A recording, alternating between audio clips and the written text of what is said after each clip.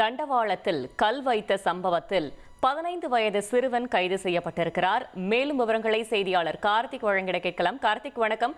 இந்த சம்பவத்தில் தற்போது வரை என்ன தகவல் கிடைத்திருக்கிறது? அந்த சிறுவன் யார், எதற்காக இந்த செயலில் ஈடுபட்டார்? முழு தகவலை சொல்லுங்க.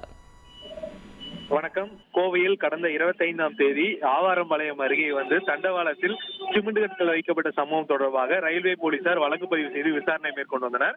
ஏற்கனவே இது தொடர்பாக தனிப்படை அமைத்தும் அந்த பகுதியில் பொருத்தப்பட்டுள்ள சிசிடிவி கேமராக்கள் பதிவான காட்சிகளின் அடிப்படையில் விசாரணை நடத்தியில் 15 வயது சிறுவன் ஒருவர் இந்த சம்பவத்தை செய்தது தெரிய வந்தது.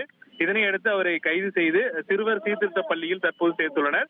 எதற்காக கல் வைத்தார், வேற ஏதாவது விளையாட்டுத்தனமாக வைத்தாரா என்ற கோணத்தில் போலீசார் விசாரணை நடத்தி வருகிறார்கள். தகவல்களுக்கு நன்றி கார்த்திக். இனி செல்லும் இடமெல்லாம் செய்தி.